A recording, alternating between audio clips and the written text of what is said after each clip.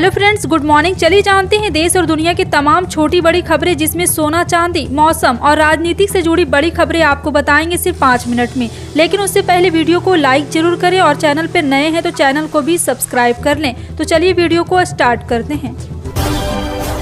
बता दें, योगी सरकार रामलला के स्वागत के साथ श्रद्धालुओं के रहने के लिए होटल से लेकर उनके आवागमन के लिए सुविधाओं को सुनिश्चित किया जा रहा है। मुख्यमंत्री योगी आदित्यनाथ ने भी एक समीक्षा बैठक में जिला प्रशासन को अयोध्या में श्रद्धालुओं की भीड़ को देखते हुए आवश्यक दिशा निर्देश दिए हैं। और साथ ही साथ आपको बता दें कि इसके लिए रैन बसेरों की संख्या बढ़ाई जाए और साथ ही अयोध्या धाम में जगह जगह अलाव जलाने की व्यवस्था और जरूरतमंदों को कंबल वितरित किया जाए। इसके लिए सरकार की ओर से अयोध्या को 10 करोड़ रुपए की अतिरिक्त राशि जारी की गई।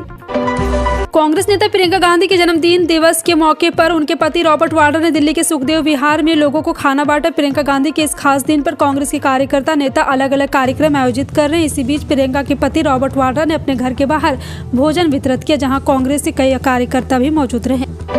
आगामी लोकसभा चुनाव को लेकर तैयारियों में जुटी विपक्षी पार्टी मायावती को भी इंडिया गठबंधन में शामिल करना चाहती। सूत्रों की माने तो कांग्रेस के कई नेता 15 जनवरी को मायावती से मिल सकते हैं। इसी दिन बसपा सुप्रीमो मायावती का जन्मदिन होता है। सूत्रों की माने तो कांग्रेस नेता जन्मदिन की बधाई देने के साथ ही मायावती से गठबंधन में शामिल होने को लेकर चर्चा कर सकते हैं।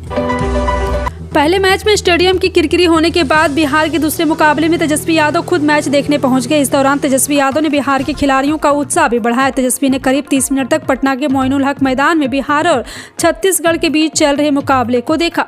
मैच देखने के बाद तेजस्वी यादव ने कहा, नगर विकास एवं आवास की पूरी टीम स्टेडियम का मुआयना करने आई है। स्पोर्ट अथॉरिटी अधिकारी भी हमारे साथ आए हैं। बहुत जल्द इस स्टेडियम के निर्माण का कार्य शुरू हो जाएगा।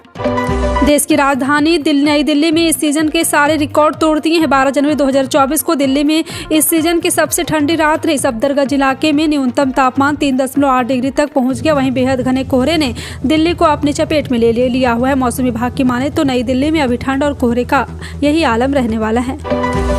आगामी लोकसभा चुनाव में बीजेपी की हैट्रिक रोकने की कवायद में जुटी विपक्षी पार्टियों की इंडिया गठबंधन की बैठक शनिवार को होनी। इस बैठक में शरद पवार, उद्धव ठाकरे, एम.के. स्टालिन, नीतीश कुमार समेत 14 पार्टी के नेता बैठक में हिस्सा लेंगे। सुबह 11:30 बजे होने वाले इस वर्चुअल मीटिंग में सभी नेता एक दूसरे से बातचीत करेंगे और आगे की योजना तैयार करेंगे। 13 जनवरी को होने वाली ये बैठक बहुत महत्वपूर्ण मानी जा रही है। भारत में कोरोना वायरस संक्रमण के नए सब वेरिएंट के मामले 1000 के पार पहुंच गए। JN.1 सब वेरिएंट के केस उत्तर प्रदेश में भी दर्ज किए गए, जहां अब तक 6 मामलों की पुष्टि हुई। देश के 16 राज्यों और केंद्र शासित प्रदेश में यह सब वेरिएंट पहुंच चुका है। नए सब वेरिएंट के सबसे ज्यादा केस कर्नाटक, महाराष्ट्र, केरल, आंध्र प्रदेश और गुजरात में सामने आए हैं। मध्य प्रदेश में विधानसभा चुनाव के बाद भारतीय जनता पार्टी ने नए मुख्यमंत्री के रूप में मोहन यादव के नाम का ऐलान कर सबको चौंका दिया था। मध्य प्रदेश की सत्ता के शीर्ष पर मोहन यादव की ताजपोशी को उत्तर प्रदेश, बिहार, हरियाणा की यादव मतदाताओं को साधने के लिए खास प्लान से जोड़ा जाने लगा। यह कहा जाने लगा कि बीजेपी की रणनीति अब मोहन का चेहरा आगे कर इन राज्यों के यादवों को सकारात्मक संदेश देना, अपने पाले में लाने की कोशिश करनी होगी। दिल्ली की 3 राज्य सीटों पर आम आदमी पार्टी के उम्मीदवार स्वाति मालीवाल, संजय सिंह और एनडी गुप्ता का निर्विरोध चुनाव तय हो गया है, क्योंकि आपके अलावा किसी अन्य पार्टी के उम्मीदवार ने अपना नामांकन दाखिल नहीं किया। शुक्रवार को अधिकारी ने जानकारी देते हुए बताया कि दिल्ली के 3 राज्यसभा सीटों पर आपके अलावा किसी पार्टी के अन्य सदस्य ने अपना नामांकन दाखिल नहीं किया है। चीन के नागरिकों को 2011 में वीजा जारी करने से जुड़े मनी लॉन्ड्रिंग मामले में पूछताछ के लिए शुक्रवार को ईडी के सामने पेश हुए हैं। गौरतलब है कि 1 महीने से भी कम समय में अब तीसरी पेशी है। इसी मामले में पिछले साल 23 दिसंबर और 2 जनवरी को पूछताछ की गई थी। ईडी ने धन शोधन वितरण अधिनियम के तहत उनका बयान दर्ज किया। शुक्रवार को कीर्ति चिदंबरम सुबह तीसरी बार दिल्ली स्थित प्रवर्तन निदेशालय के मुख्यालय पहुंचे थे।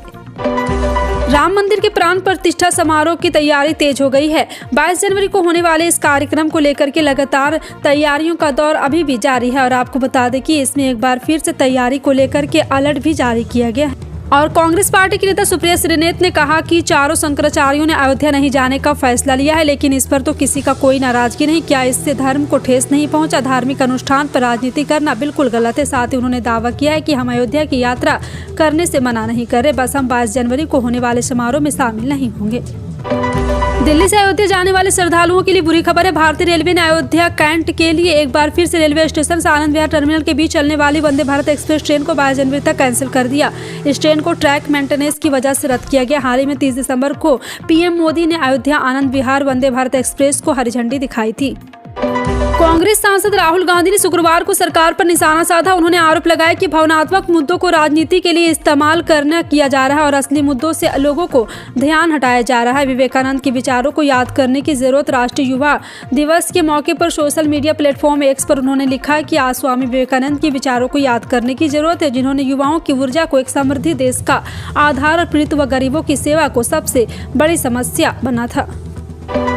पीएम मोदी ने अटल सेतु का उद्घाटन कर दिया। मुंबई के लोगों के लिए आज अच्छी खबर है। पीएम मोदी ने अटल सेतु का उद्घाटन कर दिया है। पीएम मोदी ने दिसंबर 2016 में इस पुल की आधारशिला रखी थी। यह भारत का सबसे लंबा पुल और भारत का सबसे लंबा समुद्री पुल भी। यह पुल लगभग 21.8 किलोमीटर लंबी है और 6 लेन वाला पुल है, जिसकी लंबाई समुद्र के ऊपर लगभग 16.5 किलोमीटर, जमीन पर लगभग 5.5 मीटर है। राम मंदिर प्राण प्रतिष्ठा समारोह को लेकर कांग्रेस और बीजेपी एक दूसरे पर हमलावर हैं। बीजेपी कांग्रेस अध्यक्ष मल्लिकार्जुन खड़गे पूर्व अध्यक्ष सोनिया गांधी के समारोह का निमंत्रण ठुकराने को लेकर कह रही है कि देश के सामने इनका असली चेहरा सामने आ गया। इस बीच खड़गे ने कहा, बीजेपी जो भी कर रही है वो ठीक नहीं कर रही है। मालदीव ने भारत के खिलाफ बयानबाजी की तो भारत के लोग हुक्का पानी लेकर मालदीव पर चढ़ बैठे। लोगों ने मालदीव जाने की बुकिंग कैंसिल कर दी और उसे खरी खोटी सुनाए। लोगों ने अपने लक्षद्वीप को मालदीव से बेहतर बताया। फिर मालदीव को भी बैकफुट पर आना पड़ा व मंत्रियों का इस्तीफा लेना पड़ा। राष्ट्रपति मोइजू के खिलाफ अविश्वास प्रस्ताव तक की नौबत आ गई। अलीगढ़ मुस्लिम विश्वविद्यालय के अल्पसंख्यक दर्जे वाले मामले की सुनवाई करते हुए सुप्रीम कोर्ट ने पूछा क्या अल्पसंख्यक टैग विश्वविद्यालय के लिए महत्वपूर्ण है, क्योंकि यह विश्वविद्यालय राष्ट्रीय महत्व के संस्थान के रूप में 100 वर्षों से अधिक समस्या से मौजूद है। 7 न्यायाधीशों की पीठ के सदस्य जस्टिस दीपांकर दत्ता ने पूछा, पिछले 100 वर्षों में अल्पसंख्यक संस्थान टैग के बिना यह राष्ट्रीय महत्व का संस्थान बना हुआ, इससे क्या फर्क पड़ता है कि अगर हम बासा पर आपके साथ नहीं हैं। भले ही देश तेजी से आर्थिक रूप से संपन्न होने की दिशा में आगे बढ़ रहा, लेकिन इसके बावजूद इतनी बड़ी आबादी होने के कारण भारत में बेरोजगार युवाओं की कमी नहीं है। बड़ी बड़ी डिग्री हाथ में होने के बावजूद युवाओं को कई राज्यों में नौकरी नहीं मिल पाती है। कर्नाटक सरकार ने ऐसे युवाओं की मदद से के लिए योजना की शुरुआत की है। मुख्यमंत्री सिद्धारमैया ने गुरुवार को युवा निधि योजना की शुरुआत की, जिसके तहत अभी केवल प्राथमिकता रूप से योजना शुरू करने के 6 लाभार्थियों को चेक सौंपे गए। जी हां, आपको बता दें, उत्तराखंड हाई कोर्ट को नैनीताल से हल्द्वानी शिफ्ट करने को लेकर धामी सरकार ने बड़ा फैसला लिया है। जिस जगह पर हाई कोर्ट को शिफ्ट किया गया है, अब उस जगह पर मास्टर प्लान के तहत विकास किया जाएगा। साथ ही उसके आसपास की भूमि खरीदने और बेचने पर रोक होगी। धामी कैबिनेट ने उस जगह को फ्रीज जोन घोषित करने का निर्णय लिया है। महायोजना बनाने तक यह रोक रहेगी। महायोजना 1 साल में बनकर तैयार हो जाएगी। 22 जनवरी को अयोध्या में निर्माणाधीन मंदिर में रामलला की प्राण प्रतिष्ठा होनी, इसे लेकर जोरों शोरों से तैयारियां की जा रही है। जी हां, आपको बता दें कि इससे पहले एक बार फिर से यहां पे ट्रस्ट की ओर से देश दुनिया की कई हस्तियों को न्योता भेजा गया। ट्रस्ट की तरफ से विपक्षी दलों के तमाम नेताओं को भी निमंत्रण भेजा जा रहा है। इसी बीच समाजवादी पार्टी प्रमुख अखिलेश यादव ने दावा किया है कि उन्हें निमंत्रण मिला ही नहीं। अखिलेश यादव ने शुक्रवार को प्रेस कॉन्फ्रेंस के दौरान कहा है, भारत की रिटेल महंगाई दिसंबर में बढ़कर 5.69% पर पहुंच गई। यह महंगाई का 4 महीने का उच्चतम स्तर है। सितंबर में महंगाई 5.2% रही थी, वहीं नवंबर के महीने में 5.55% और अक्टूबर में 4.87%, यानी कि महंगाई लगातार घटने की जगह बढ़ती ही जा रही है। दिसंबर में रिटेल महंगाई बढ़कर 5.69 हुई। इसका कारण खाने पीने के सामान की ऊंची कीमत और नवंबर में 5.55% रही थी। पीएम किसान सम्मान निधि योजना के तहत 11.27 करोड़ से अधिक किसानों के खाते में 2.8 लाख करोड़ रुपए ट्रांसफर किए जा चुके। किसानों को 15वीं किस्त मिल चुकी है, जबकि 16वीं किस्त का बेसब्री से इंतजार है। हालांकि पीएम किसान की 16वीं किस्त जारी करने से पहले सरकार ने किसानों के लिए एडवाइजरी जारी की है। इसके मुताबिक 16वीं किस्त के 2,000 रुपये नहीं किसानों के खाते में आएंगे, जिन्होंने ये 4 काम पूरा नहीं किया है। जी हाँ, आपको बता दें कि आप जल्द से जल्द यहाँ पे EKYC कराना बेहद ही जरूरी है और भू सत्यापन भी जरूर करवा ले। साथ ही साथ आपको बता दें कि अपने बैंक खाते को आधार कार्ड से लिंक रखें। अपने आधार से डेट बैंक खाते में अपना DBT विकल्प एक्टिव रखें।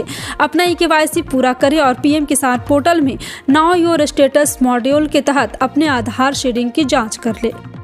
भारतीय कंपनियों द्वारा रोजाना सुबह 6 बजे ही पोर्टल और डीजल के ताज़ा भाव जारी किए जाते हैं और आपको बता दें कि जिसके द्वारा हमें पता चलता है कि कीमत बढ़ी या घटी है। साथ ही साथ पिछले कुछ दिनों से पेट्रोल डीजल की कीमत में महानगर जैसे दिल्ली, मुंबई, चेन्नई, कोलकाता में एक जैसी ही एक ईंधन की कीमत में कुछ बदलाव नहीं हो रहा, जबकि कई राज्यों में टैक्स के कारण तेल कंपनी ईंधन की कीमत अलग अलग कर देती है। पिछले कुछ दिनों से पेट्रोल और डीजल की कीमत महानगर जैसे दिल्ली, मुंबई, चेन्नई, कोलकाता एक जैसी है। यहाँ ईंधन की कीमत में कुछ बदलाव नहीं हुआ, जबकि कई राज्यों में टैक्स के कारण तेल कंपनी ईंधन की कीमत अलग अलग कर देती है। भारतीय सराफा बाजार में 12 जनवरी 2024 को सोना महंगा और चांदी सस्ती हुई। महंगा होने के बाद सोने की कीमत 62,000 रुपये प्रति 10 ग्राम के पार है, वहीं चांदी का भाव 71,000 रुपये प्रति किलो से अधिक रहा। राष्ट्रीय स्तर पर 999 शुद्धता वाले 24 कैरेट के 10 ग्राम सोने की कीमत 63,233 है और जबकि 999 शुद्धता वाली चांदी की कीमत 71,238 रुपये है। महत्वपूर्ण डॉक्यूमेंट की तरह राशन कार्ड भी वर्तमान समय में एक महत्वपूर्ण डॉक्यूमेंट बन चुका है, जिसका उपयोग मुख्य रूप से राशन प्राप्त करने के लिए किया जाता है। लेकिन इसके अतिरिक्त भी अनेक स्थानों पर तथा अनेक महत्वपूर्ण डॉक्यूमेंट को बनाने के लिए राशन कार्ड का उपयोग में लाया जाता है। अगर आप अपना राशन कार्ड डाउनलोड करना चाहते हैं तो इस लेख में हम आपको राशन कार्ड डाउनलोड करने का स्टेप भी बताएंगे। ऑनलाइन तरीके का उपयोग करके आधिकारिक वेबसाइट के माध्यम से महत्वपूर्ण जानकारी को दर्ज करने तथा सेलेक्ट करने की आसानी से आपको यहाँ मिल जा रहा है। और अगर आपने राशन कार्ड के लिए आवेदन की प्रक्रिया पूरी कर ली और अब तक आपका राशन कार्ड आपको नहीं मिला है तो ऐसे में राशन कार्ड को डाउनलोड करके ओरिजिनल राशन कार्ड की तरह उसको उपयोग में ले सकते हैं।